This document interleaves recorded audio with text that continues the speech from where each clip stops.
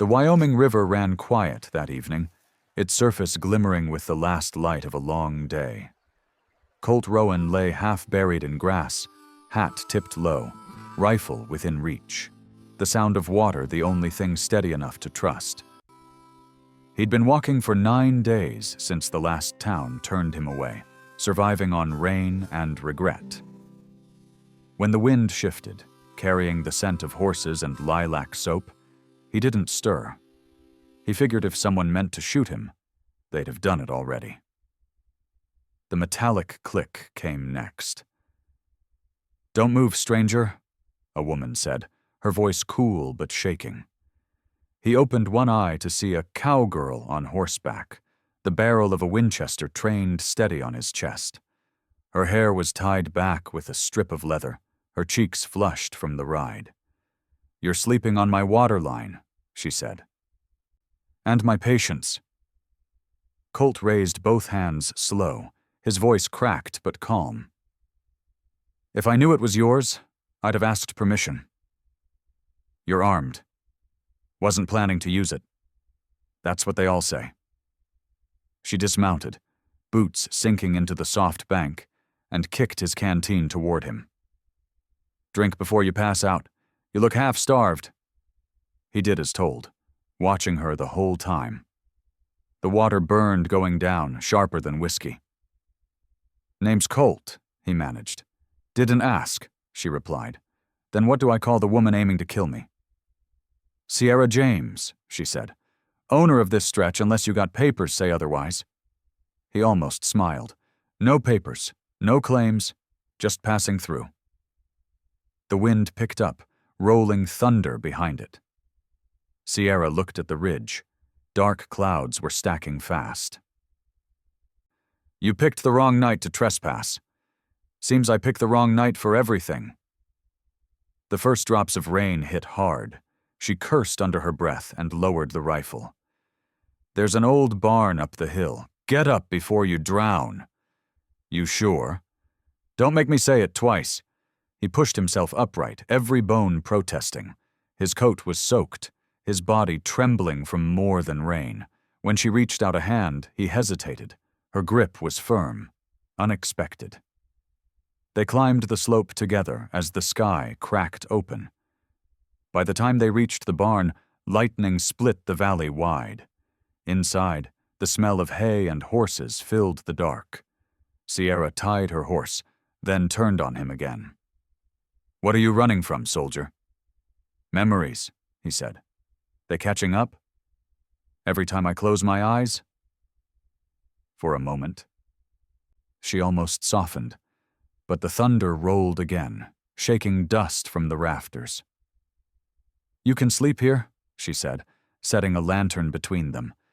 "But if I wake and you're reaching for that rifle, I'll end you before dawn." "Fair," he said, sitting against the wall. "What about you? What about me?" "You always point guns at strangers who thank you." That earned the faintest smirk from her, gone as quick as it came. "Only the ones who look like they've killed before." "Then I guess I deserve it." The rain hammered harder, blurring the world outside. For a while, neither spoke. She watched him from across the lantern glow, his jaw clenched, eyes hollow, body half somewhere else.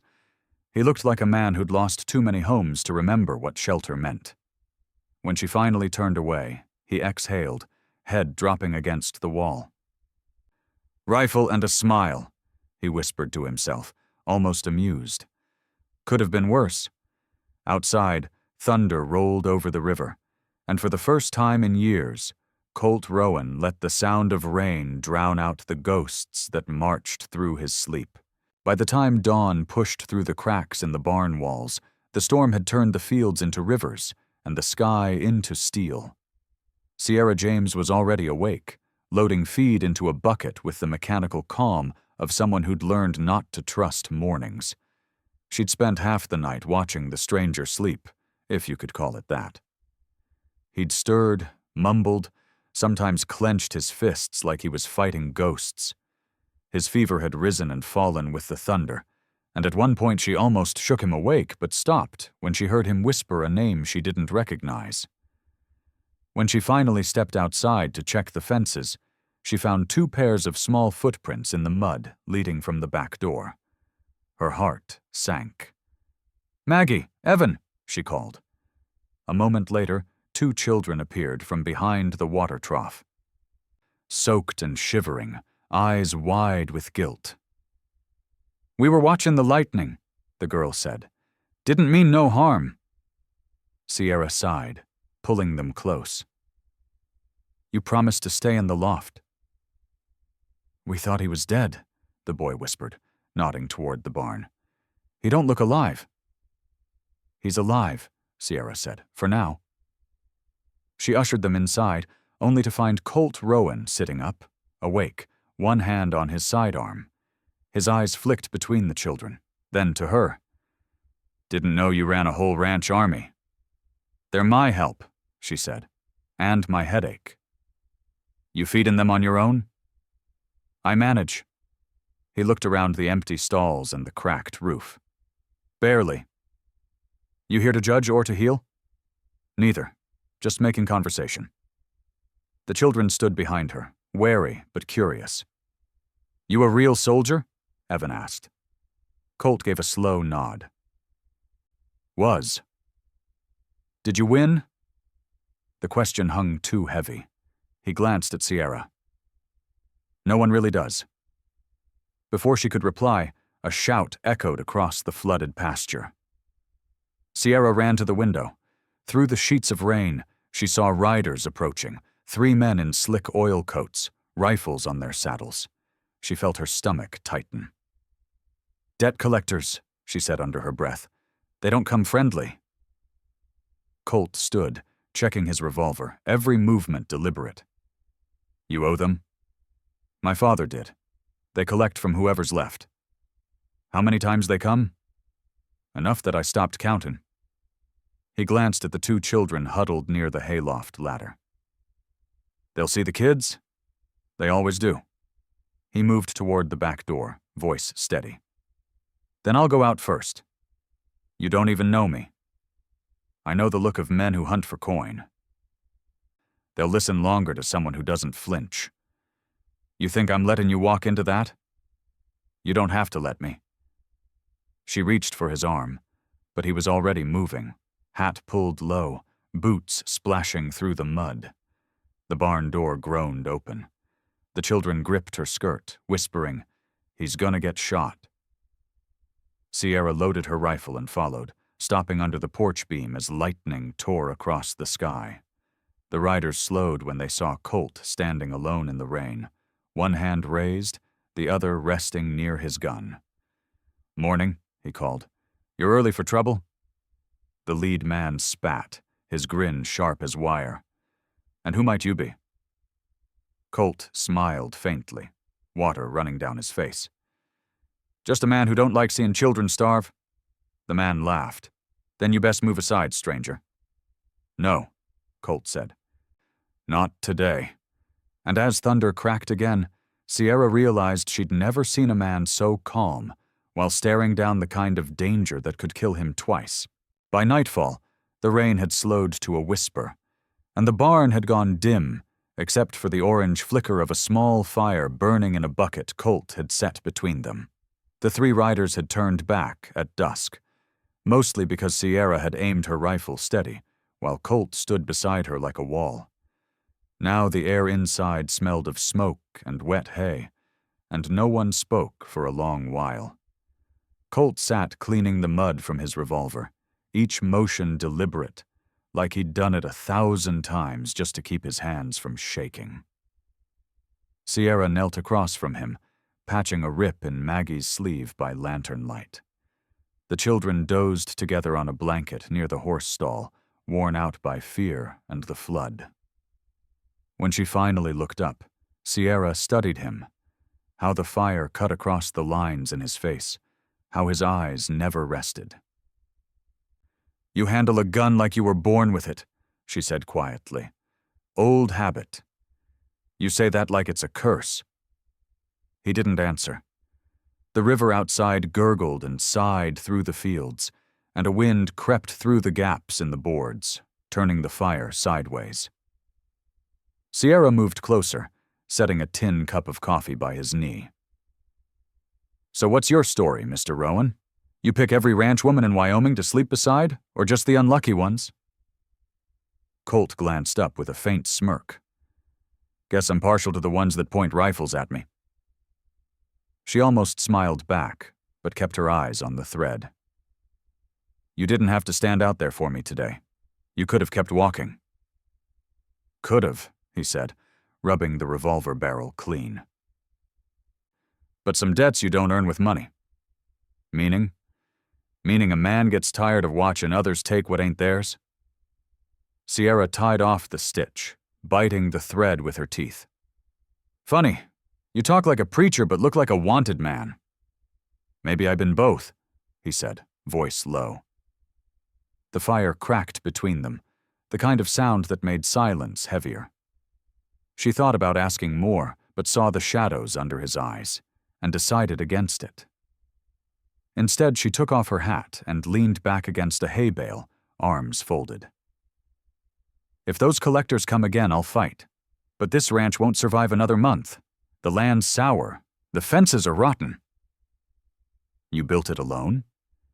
"My husband did. Then he died, and the papers didn't care whose hands worked the soil. I stayed because someone had to feed the kids." Colt's jaw tightened, the muscles in his cheek twitching like they remembered another widow somewhere else. "You ever think of leaving?" "Every morning," she whispered. "And every night I remember no one's waiting anywhere else." For a while, they both watched the fire shrink. Then Colt reached into his coat and pulled out a small pocket Bible, pages warped with age and rain. He turned it once in his hand and set it near her boots without a word. "What's that for?" she asked. "Don't know," he said. "Maybe to remind me there's still something worth guarding." Sierra blinked at him, surprised. "You keep that." He shook his head. "Already tried. Didn't take." Then he leaned back, eyes closing, the first real rest he'd taken since she found him by the river. The wind died, leaving only the hiss of rain on the roof. Sierra sat watching him until the lamp flickered out, wondering whether he was a curse or the first miracle she'd seen in years. The morning came pale and uneasy, dragging mist across the valley like a shroud. Sierra was outside before sunrise, stacking wet hay with stiff fingers, while Maggie fed the hens, and Evan tried to chase a limping rooster that refused to die. The world had a way of pretending to go on, even when it shouldn't. From the barn doorway, Colt Rowan watched quietly, hat low over his eyes, that soldier's stillness settling over him again. He'd slept better than he deserved, though the dreams had come back, faces, names, and the clatter of gunfire that never stopped ringing. He stepped into the yard, nodding toward the fence line. "You keep it held together yourself?" Sierra didn't look up. "Unless I hire men who eat more than they fix. Your kind of work doesn't last without help. Neither do your kind of men." Her voice wasn't cruel, just tired. He almost smiled. "Fair enough." She glanced over her shoulder, the corners of her mouth twitching. "You gonna earn your keep or stand there quoting wisdom?" "Show me a hammer," he said, and she tossed one to him. By mid-morning he'd fixed the broken rail, dug a new drainage line, and cleared half the debris that the flood had carried in. Sierra had to admit, he worked like a man trying to build his soul back plank by plank, but peace never lasted long on that land. As they loaded the last of the wood into the wagon, a figure appeared at the far ridge, riding hard and waving something white. Sierra froze. "That's Nate Tolliver," she muttered. "Used to run with the Bounty Scouts." Colt straightened slowly, his hand brushing the butt of his revolver. "He looking for you or me? Guess we're about to find out." The rider galloped down the slope, splashing through the mud before stopping a few feet away. "Sierra James," he barked. "You harboring a man named Colt Rowan?" "Depends who's asking," she said, stepping closer. "Nate Tolliver, out of Dry Creek. Been 2 years since your guest deserted the army. Word is, he took the pay chest with him." Colt's jaw locked. "That's a lie," Nate's grin spread. "Sure. Then why's there a bounty with your name printed clear?" Sierra shot him a look cold enough to freeze water. "You bringin' trouble to my ranch, Nate?" "I'm bringin' justice, ma'am. You can hand him over now, or let me tell the sheriff you're hiding a thief." Colt stepped forward, voice even. "I don't steal from dead men. That what you told the captain before you ran?" Nate spit in the dirt. "Heard you left your own unit in the canyon when the bandits hit. Buried 'em or just walked away?" Colt didn't flinch. Sierra saw something in his eyes shift, a flash of the man he used to be, proud and furious. "You best ride on," Colt said. "You ain't got proof." "Proof's comin' from the fort soon," Nate sneered. "And if I find you still breathin', I'll take my cut off your hide." He turned his horse and kicked off, the sound of hooves echoing long after he vanished down the trail. Sierra crossed her arms, staring at Colt. "That true?" He shook his head slowly. "I left men dying, didn't steal, but I ain't got papers to say it different. And now? Now I pay for what the war didn't finish." She studied him a long moment, then turned back to the barn. "If you're lying, I'll know." "You already do," he said softly. The silence that followed carried more truth than either wanted to face. By sundown, the air had gone heavy again, swollen with the kind of silence that warns before it breaks. Sierra stood at the corral, staring at the ridge Nate Tolliver had vanished over, her mind turning in circles she couldn't stop. Colt was in the yard fixing the trough pump, sleeves rolled, hands steady despite the tension that had crept into every word between them. Maggie and Evan chased each other through puddles, laughing like the world wasn't about to split open again. Then came the first crack of thunder, deep, rolling, and too close. Sierra looked up. "Not again," she murmured. The sky was already blackening, swollen clouds twisting with wind. "Colt, get the children inside." He looked once at the ridge, then at her, and didn't argue. The storm hit fast, wind howling across the valley like a living thing. By the time they reached the barn, the river had already burst its edge, roaring over the fields. Rain hammered the roof, seeping through old seams. "We need to move the livestock," Sierra said, grabbing a lantern. "They won't make it if the water climbs." Colt caught her wrist. "You can't fight a flood. And I can't watch my animals drown." He held her eyes for a beat, then nodded. "All right, we'll do it together." They threw open the stall doors, herding the terrified horses out through sheets of rain. Lightning lit the sky white, showing water rushing down the slope like a wall. A tree cracked somewhere near the ridge. "Go!" Colt shouted. Sierra drove the last mare out, but the next bolt struck close, and the blast threw her to the mud. The lantern flew from her hand, shattering in a hiss of flame and rain. Colt was there in an instant, pulling her up, his arms steady under her weight. "You hurt." "Just pride," she gasped, clutching her ribs. But when they turned, the water was already curling around the barn's foundation. "Kids!" she screamed. They ran for the ladder, the wind nearly ripping the door from its hinges. Inside, Maggie was crying, clutching Evan while the barn floor turned to a pool. Colt lifted both children in his arms, voice steady despite the chaos. "Up to the loft, hold the beam." The ladder groaned, and water surged higher, icy and fast. Sierra pushed debris away, her breath ragged. "It's rising too quick." Colt handed the children up, then shoved Sierra toward the ladder. "Go. Not without you. Move." She climbed halfway when the current slammed through the open gate, knocking him back. She screamed his name, watching him disappear under the brown rush. Without thinking, she jumped after him. The cold hit like a blow. She reached through the dark, hands finding his coat, and somehow dragged him toward a broken beam. He coughed, sputtering. "You're insane," he choked.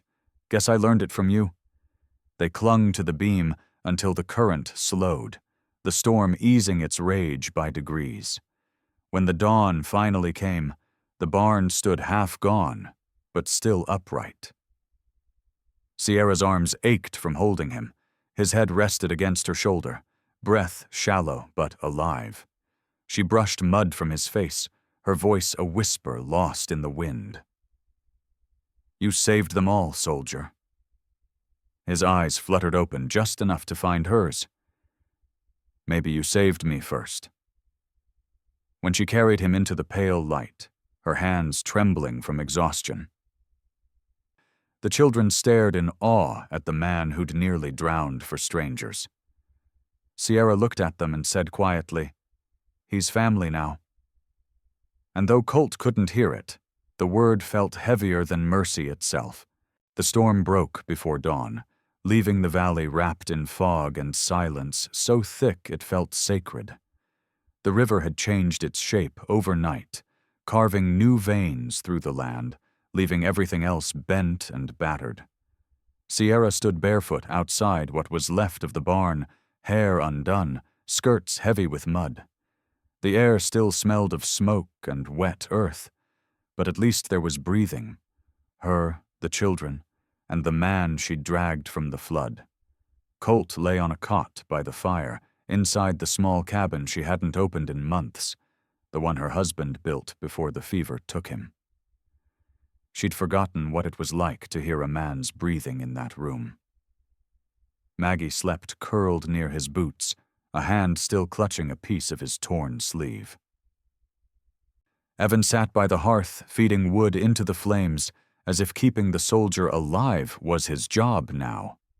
Sierra poured water into a bowl, wrung out a rag, and sat beside Colt, pressing it to his forehead. He stirred but didn't wake. His body was a map of scars and bruises, some old and pale, others fresh and ugly from the night before. She could see the mark on his shoulder where lightning had grazed him years ago, the faint ghost of a bullet wound by his ribs. Every inch of him told stories he'd never say aloud. She worked in silence, changing the bandages she'd made from an old flour sack, breathing slow to steady her hands. When his eyes finally opened, they found her instantly. "You stayed," he murmured. "I don't walk away from people who nearly die in my arms." His lips twitched into something like a smile. "You sure you're not a preacher's daughter?" "Would have been a terrible one," she said, dipping the cloth again. "Too much temper, not enough grace." "You got plenty of both." She glanced at him sharply, but he'd already closed his eyes again, slipping back under. She didn't know why that single line stung her chest the way it did. Hours passed like slow smoke. When he finally woke again, the children were outside playing in the fog, chasing a stick down what used to be the fence line. He tried to sit up, and she pressed him back gently. "Rest. The barn's gone, but we'll rebuild. You can help when you're steady. I owe you more than that. Then start by listening." "Listening to what?" "To quiet," she said softly. "You talk like a man afraid of silence." He opened his mouth, but said nothing, and for the first time, she saw him surrender, not to her, not to guilt, but to peace, however small. The sun broke through mid-morning, washing the field in gold. Sierra stepped out onto the porch, breathing it in, the light catching the steam from the river like the land itself was exhaling.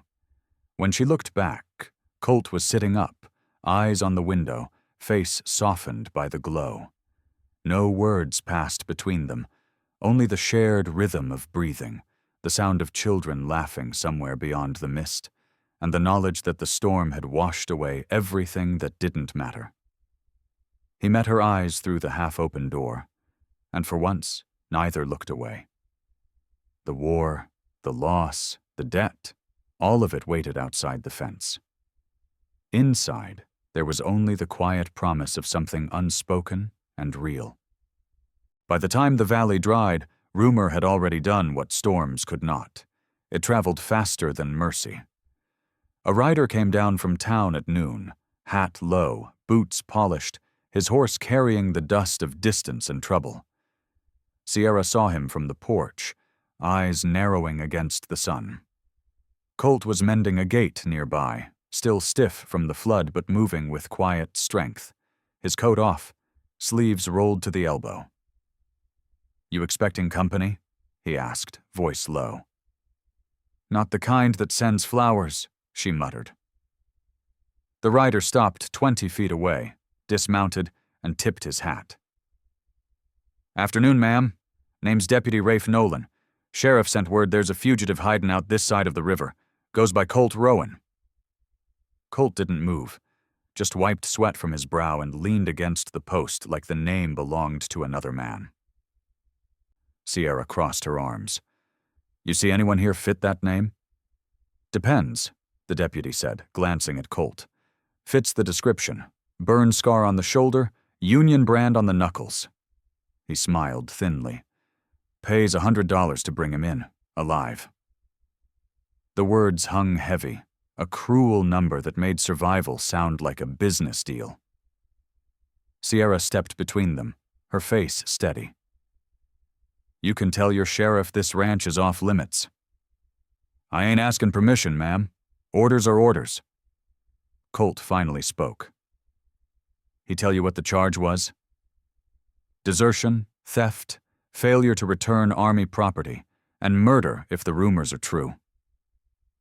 Colt's eyes darkened, the quiet kind of anger that could level a man without sound. "They never proved a thing." "Don't need to," Rafe said. "Paper says what paper says." Sierra's hand went to her rifle, leaning by the door.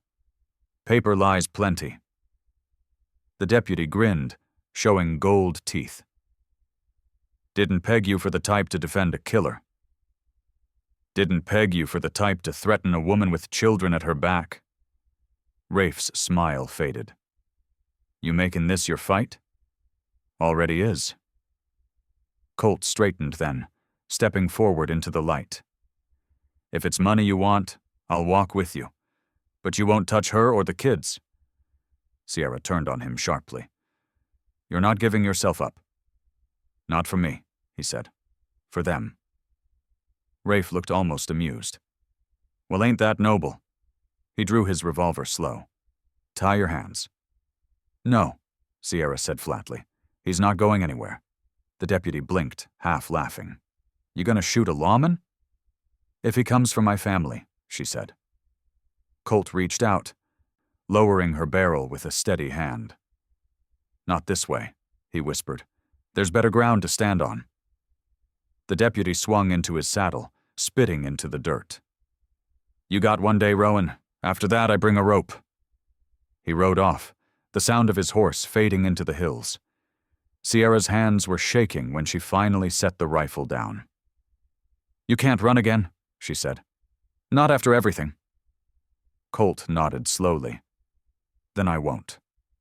But if they come back, this land sees fire before it sees chains." The children came out, asking what happened, but neither answered. The silence between them wasn't fear anymore. It was a vow forming in the dust, a promise that whatever came next, they'd face it together. And above them, the sun burned low, painting the horizon the color of defiance. By sunset the next day, the sky burned with the kind of orange that made everything look like it was already on fire. Colt knew that color. It was the one the world took just before it ended. He had spent the morning patching fences, pretending not to notice Sierra glancing toward the ridge every time a horse's echo carried. The children played quietly, sensing the storm that wasn't weather this time. Then Evan shouted, "Riders!" 3 shapes cut down the trail, Rafe Nolan leading, 2 others behind him. Colt dropped the hammer, and Sierra ran from the porch, rifle already in hand. "They're early," she said, breath tight. "Too early," Colt muttered. "They mean to finish it." Rafe's grin was lazy when he reached the gate. "Afternoon. Guess you didn't take my warning." "We heard it," Sierra said. "We just didn't believe you were fool enough to try again." "Law's law, ma'am," Rafe said, but his eyes were on Colt. "And bounty's bounty." "You want me?" Colt said evenly. "You take me away from the house, away from them." Rafe tilted his head. "Good man. I like clean work." He motioned toward the river crossing where the bridge curved over the swollen current. "We'll end it there." Sierra grabbed Colt's arm. "Don't." "They won't leave unless I do," he said quietly. "You can't save a life by hiding it forever." "Then let me come." He shook his head. "Someone's got to keep them safe." She stared at him, every word unsaid sitting between them like a heartbeat. "You come back," she whispered. "If I can." He walked out slow, unarmed, except for the revolver at his side. The evening light catching the edge of his profile as he crossed toward the bridge. The boards creaked under his boots. The water below roared, swollen and hungry. Rafe followed, gun drawn, his 2 men holding back to watch. "Funny thing," Rafe said. "You could have run again." "I'm done running." "Then you'll hang easy." Rafe raised the barrel, and in that instant, a shout cracked the air. "Sierra!" She was on horseback, galloping hard, rifle in hand, the kids' cries echoing behind her. Colt turned, but before he could speak, one of Rafe's men fired. The bullet struck a lantern hanging from the post. Oil spilled, flame leapt, and the bridge came alive with fire. The boards went up fast, smoke swallowing the sun. Colt lunged for Sierra, catching her bridle as the horse reared. She slid half from the saddle, one arm reaching out, smoke burning her throat. "Go back," he shouted. "Not without you." He pulled her clear just as a beam split under them, the 2 of them falling hard into the mud at the bank's edge. The bridge roared behind them, collapsing into the river like a beast dying. Rafe and his men scrambled for higher ground, their horses panicking, the lawman's shouts lost to the crackle and thunder. Sierra coughed through the smoke, eyes wide. Colt pressed a hand to her cheek, his voice rough. "You could have died." "So could you." He gave a small, broken laugh. "Guess that makes us even." They sat there as the bridge burned, the flames reflected in the rushing black water. And for the first time in his life, Colt Rowan felt something like freedom in the sound of a world collapsing behind him. Weeks later, the valley looked almost innocent again. Green returning where ash had settled, the air sharp with the scent of cedar and rain. But the bridge that once connected both sides of the river was gone, and so were the men who'd tried to take him. Word spread fast after the fire. Some said the deputy drowned trying to drag his horse through the current, others that he ran east with his tail tucked. Sierra didn't bother correcting anyone. She just worked, sunup to sundown, rebuilding her fences, mending what water and fear had taken. Colt stayed, though he never said it out loud. Every morning he woke before her, hauling lumber, fixing gates, teaching Evan how to read the markings on old tools. When Maggie asked if he'd ever been scared, he answered truthfully, "Every day, but I walk anyway." The townsfolk eventually came riding up, led by an older rancher with a silver watch chain and a voice meant for sermons. "Miss James," he said, tipping his hat. "Word is you're harboring a fugitive." Sierra stood in the doorway, hands dusted with flour, hair tied back. "Word travels easy when men don't have chores. We just want peace," he replied. And a woman alone with a man like that, well, peace tends to break. She stepped aside, revealing Colt inside the barn, sleeves rolled, hammer in hand. Peace was broke long before he came, she said. The man hesitated, the sight of the ex-soldiers calm enough to quiet him. You mean to keep him? No, she said. I mean to keep what he's helped build. The rancher studied her a moment longer, then turned his horse. Reckon we'll see if the Lord agrees. When they rode off, Sierra found Colt leaning on the fence. Eyes on the horizon. They'll never stop whispering, he said. Then let 'em whisper, she answered. Maybe it'll make them too tired to shout. He smiled faintly. You got a way of making sin sound holy. And you got a way of making redemption look possible. They stood in silence, the wind carrying the smell of cut pine and new hay. Later that week, townspeople returned, not to accuse but to trade. One brought seed, another nails. A few even came to help rebuild what the flood had stolen. No one mentioned the bounty anymore. Instead, they watched the soldier and the widow work side by side, quiet as two ghosts who had decided to live again. By the end of summer, the ranch stood stronger than before, and the children ran barefoot through the grass, laughing like the land itself had forgiven them. One evening, Sierra caught Colt watching the sunset, the firelight turning his eyes gold. You ever think of leaving again? She asked. Not once, he said. This river runs through me now. That sounds like a promise? It's more than that. She didn't ask what he meant. She didn't need to. The look in his eyes said enough. When she reached for his hand, he took it without hesitation.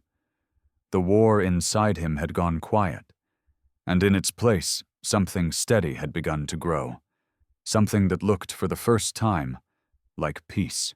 Spring returned slow and shy, creeping through the valley like a traveler unsure it was welcome. The river ran clear again, the fields blooming in colors no one had seen since before the flood. Sierra sat on the porch steps, watching Maggie braid wildflowers into Evan's hair while the chickens pecked lazily in the dirt. The world had learned how to breathe again, and so had she. Behind her, Colt Rowan was repairing the porch rail, shirt sleeves rolled, sawdust clinging to his arms. He worked with a quiet rhythm that didn't need words. Every strike of the hammer sounded less like survival and more like belonging. When he caught her watching, he grinned that half-smile, the one that started at the corner of his mouth and carried warmth all the way to his eyes. You keep staring like that, he said. I might start thinking I'm useful. You already are, she replied.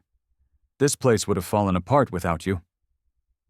So would I, he said simply. She didn't answer, just let the truth sit between them like sunlight. In town, the whispers had faded into stories, and the stories into something gentler. Folks still called him the soldier, but now it came with nods instead of suspicion.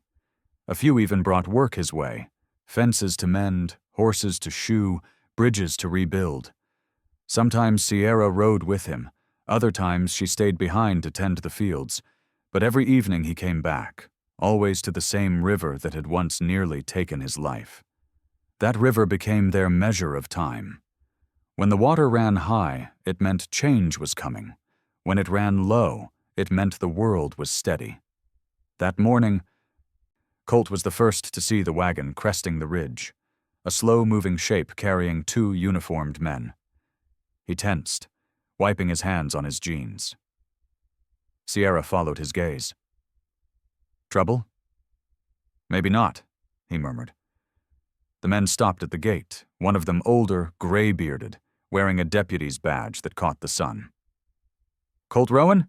He called. Colt stepped forward, chin lifted but calm. That's me. The older man nodded. Orders from the capital. Case dismissed. No bounty. The Army cleared its list after Dry Creek went under. He pulled a folded document from his coat and handed it over. Said you saved civilians at the flood. Figured that counts for something. Colt took the paper, his eyes skimming it like a man reading a language he'd forgotten. Guess they finally buried the war, he said quietly. World's got enough ghosts already, the deputy replied, tipping his hat before turning the wagon back down the trail. Sierra waited until they were gone. So you're free, he nodded. Guess I've been for a while. Just needed someone to remind me. She smiled softly. Then you better remember who did. He laughed, the sound rolling easy in the breeze. When he joined her by the riverbank later, the grass still wet with morning, the children throwing stones across the current, Sierra leaned her head against his shoulder. You think we'll ever leave this place? She asked. No, he said. This is where everything started, and where it ended. She looked at him then, really looked, and saw no soldier, no fugitive, no ghost. Just a man who'd finally found home. And when the wind carried the sound of the river past them, it didn't sound like sorrow anymore.